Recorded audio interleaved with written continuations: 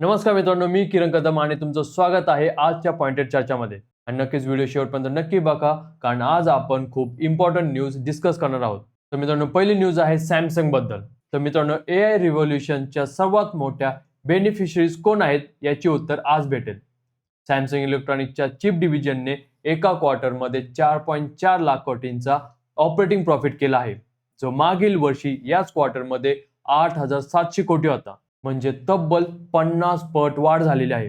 तसंच SK हायनिक्सने Q1 2026 मध्ये $34.5 billion revenue आणि $24.7 बिलियन ऑपरेटिंग प्रॉफिट केला आहे, ज्याचा मार्जिन 72% आहे, जो क्वार्टरली बेसिसवर ऑल टाइम हाय झालेला आहे. फॉक्सकॉनने पण एआय सर्व्हर्सच्या मॅन्युफॅक्चरिंगमुळे रेकॉर्ड रेव्हेन्यूज नोंदवलेले आहेत. हे सगळे कंपनीज हाय बँडविड्थ मेमरी म्हणजे HBM चिप्स बनवतात, ज्या एआय डेटा सेंटरसाठी खूप जास्त इम्पॉर्टंट आहेत. तर मित्रांनो, नेक्स्ट न्यूज आहे JSW आणि MG मोटर्स बद्दल. तर इंडियाच्या EV सेक्टरमध्ये एक बड्या ग्लोबल प्रायव्हेट इक्विटी फर्मने मोठी बेट लावलेली आहे. KKR म्हणजे कोलबर्ग क्रेव्हिस रॉबर्ट्सने global PE firm JSW MG motor इंडियामध्ये $400 मिलियन म्हणजे 3,350 कोटी इन्व्हेस्ट करण्यासाठी निगोशिएशन सुरू केलेले आहेत. आणि ही डील $3 बिलियन व्हॅल्युएशन वरती होणार आहे. JSW MG मोटर इंडिया आता टाटा मोटर्स आणि महिंद्रा नंतर इंडियामधील तिसऱ्या क्रमांकाचा EV मॅन्युफॅक्चरर आहे. या इन्व्हेस्टमेंट मधील काही भाग चायनीज पार्टनर सेक मोटर कडून सेकंडरी परचेस असेल, ज्यामुळे JSW ला इंडियन पार्टनर म्हणून आणखी कंट्रोल मिळेल आणि चायनीज डिपेंडन्सी खूप जास्त कमी होऊन जाईल. मित्रांनो, KKR सारख्या global PE firm India EV मध्ये $400 मिलियन इन्व्हेस्ट करतो, याचा अर्थ इंडिया EV मार्केट खूप जास्त अट्रॅक्टिव्ह होत आहे. तर मित्रांनो, नेक्स्ट न्यूज आहे गिग वर्कर्स बद्दल. तर इंडियाच्या गिग इकॉनॉमी बद्दल एक खूपच महत्वाचा डिबेट सुरू झालेला आहे. रॅपिडोचे CEO अरविंद सांका यांनी पब्लिकली म्हटले आहे की झोमॅटो आणि स्विगीचा डिलिव्हरी मॉडेल फंक्शनली ब्रोकन आहे, कारण या प्लॅटफॉर्म्स गिग वर्कर्सना एम्प्लॉय म्हणून न मानता कॉन्ट्रॅक्टर्स म्हणून ट्रीट करतात आणि social security, health insurance, accidental coverage काहीच देत नाही.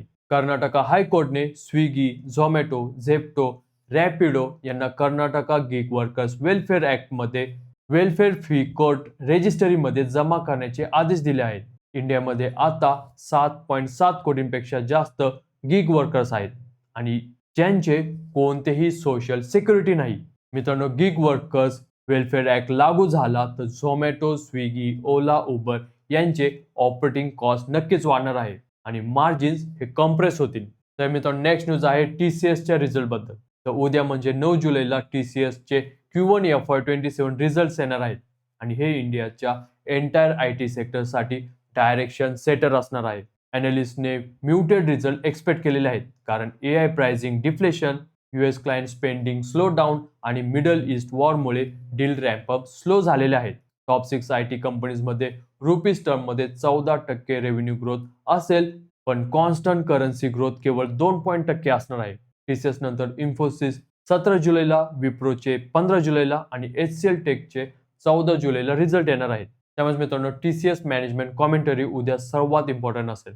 जर TCS म्हणाले की H2 FY27 मध्ये रिकव्हरी दिसेल तर IT सेक्टर्सवर रॅली येऊ शकते. तर मित्रांनो, नेक्स्ट न्यूज आहे ओला इलेक्ट्रिक बद्दल.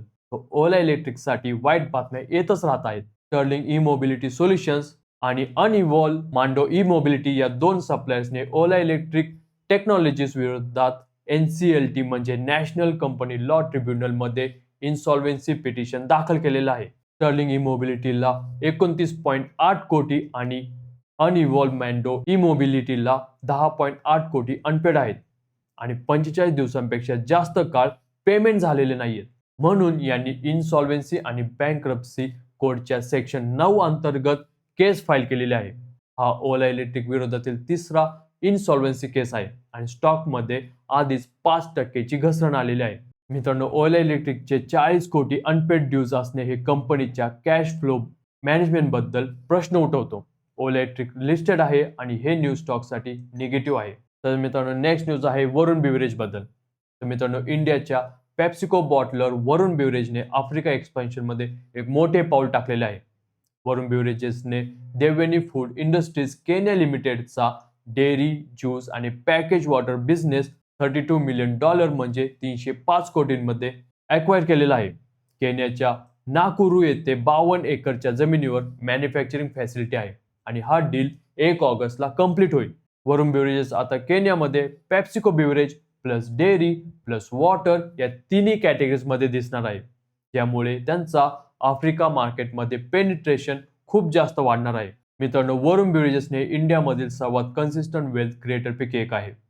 आफ्रिका एक्सपान्शन म्हणजे लॉंग टर्म रेव्हेन्यू डायव्हर्सिफिकेशन आहे. तर मित्रांनो, नेक्स्ट न्यूज आहे एथर एनर्जी बद्दल. मित्रांनो, इंडियाच्या प्रीमियम ईव्ही टू व्हीलर सेक्टरमध्ये एथर एनर्जी एक मोठे कॅपिटल रेज करणार आहे. एथर एनर्जीने 12 जूनला 2500 कोटी रेज करण्यासाठी बोर्ड अप्रुव्हल दिलेला आहे, ज्यामध्ये 1500 कोटी हे QIP द्वारे आणि बाकी FCCB म्हणजे फॉरेन करन्सी कन्व्हर्टेबल बॉन्ड्सद्वारे येणार आहेत.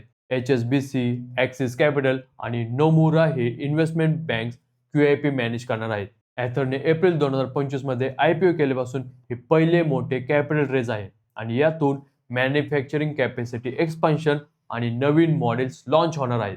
मित्रांनो, QIP म्हणजे एक्झिस्टिंग शेअरहोल्डरचे स्टेक डायल्यूट होते, पण नवीन कॅपिटल येतो, ज्यामुळे स्ट्रॉंग ग्रोथ ॲक्सिलरेट होऊन जातो.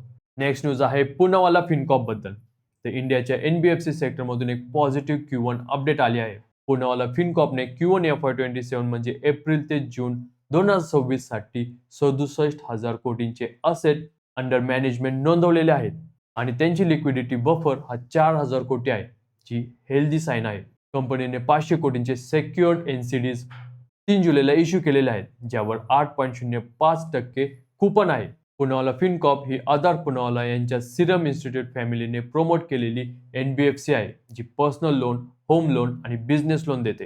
तर मित्रांनो, नेक्स्ट न्यूज आहे बँक ऑफ महाराष्ट्र बद्दल. तर इंडियाच्या PSU बँकिंग सेक्टरमधून एक स्ट्रॉंग Q1 अपडेट आलेले आहे.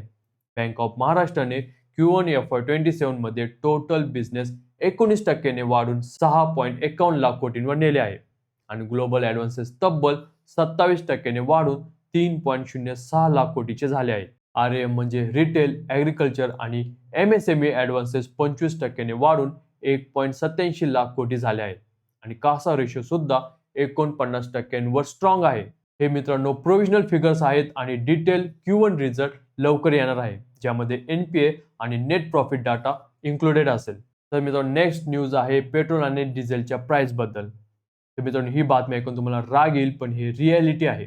ब्रेंट क्रूड हा $72 आसपास आहे, जे याच वर्षी एप्रिलमध्ये $126 होता आणि आता 43% खाली आहे. प्रायव्हेट रिफायनर्स नायरा एनर्जीने पेट्रोलचे दर हे ₹5 आणि डिझेलचे दर ₹3 पर लिटरने कट केले आहेत. पण BPCL, HPCL आणि इंडियन ऑइलने अजूनही कोणते रेट कट अनाऊन्स केलेले नाहीत. कारण म्हणजे PSU OMCsला गव्हर्नमेंटने या वर्षी आधी 700 ते 800 प्रति सिलेंडर लॉस झालेला होता. तो रिकव्हर करायचा आहे आणि त्यानंतर रेट कट होतील असा ते विचार करतील. नेक्स्ट न्यूज आहे मित्रांनो ट्रम्प मेम कॉइन बद्दल. तर जगाच्या हिस्ट्रीमधील सर्वात मोठ्या रिटेल इन्व्हेस्टर स्कॅम्सपैकी एक आता डॉक्युमेंटेड झालेला आहे. नानसेन या ब्लॉकचेन एनालिटिक्स फर्मच्या अनालिसिसनुसार ट्रम्प मेमकॉइनमध्ये गुंतवणूक केलेल्या 9,88,905 वॉलेट्समध्ये जवळपास 10 लाख इन्व्हेस्टर्सनी मिळून एकूण $3.8 बिलियन गमावलेले आहेत. कॉइन लॉन्च होताना $75.35 वर होता आणि आता तो फक्त $1.69 वर आहे, म्हणजे 98% क्रॅश झालेला आहे. पण प्रेसिडेंट ट्रम्पने पर्सनली $636 मिलियन प्रॉफिट केलेला आहे आणि SECने सांगितले की मेम कॉइन हे सिक्युरिटीज नाहीत, म्हणून ते रेग्युलेट पण होणार नाहीत. मित्रांनो, ट्रम्प मेम कॉइन हे सांगतं की क्रिप्टोमध्ये इन्सायडर इन्फॉर्मेशन आणि पॉवर असलेले लोक फक्त जिंकतात आणि रिटेल इन्व्हेस्टर्स हे नेहमी हारतात. बिटकॉइन आणि इथेरियम सारखे एस्टॅब्लिश क्रिप्टोज आणि मेम कॉइन्स यामध्ये खूप जास्त फरक आहे. तर मित्रांनो, आता समजून घेऊया FNO आणि इंट्राडे प्रेडिक्शन बद्दल. तर मित्रांनो, आज बुधवारी इंट्राडे ट्रेडरसाठी एक महत्त्वाचं अनालिसिस आहे. निफ्टी 50 आता 24,430च्या आसपास आहे आणि टेक्निकल अनालिस्ट सांगतात की 24,050 ते 24,150 हे सपोर्ट झोन आहे. तर वर गेल्यास 24,600 हे रेजिस्टन्स असणार आहे. उद्या TCS रिझल्ट आहे आणि 13 जुलैला अदानी वर्डिक आहे. यामुळे मार्केट आज कॉशियस असू शकतं, पण बिग न्यूज अनलाइकली आहेत. FNO ट्रेडर्ससाठी निफ्टी कॉल ऑप्शन हा 24,500 स्ट्राईक आणि पुट ऑप्शन 24,000 स्ट्राईक या रेंजमध्ये पोझिशन घेणे स्मार्ट आहे. आयची स्टॉक आज साइडवेज असतील तर रिअल्टी आणि PSU बँक्स थोडे पॉझिटिव्ह असतील. तर मित्रांनो, हे होत्या आजच्या बिझनेस न्यूज. तुम्हाला न्यूज जर इन्फॉर्मेटिव्ह वाटले असेल तर लाईक नक्की करायचं आहे आणि तुम्हाला न्यूज कशा वाटल्या हे मला कमेंट सेक्शनमध्ये नक्की सांगायचं आहे. अशाच इन्फॉर्मेटिव्ह न्यूज घेऊन भेटूया पुढच्या व्हिडिओमध्ये. तोपर्यंत जय हिंद, जय महाराष्ट्र.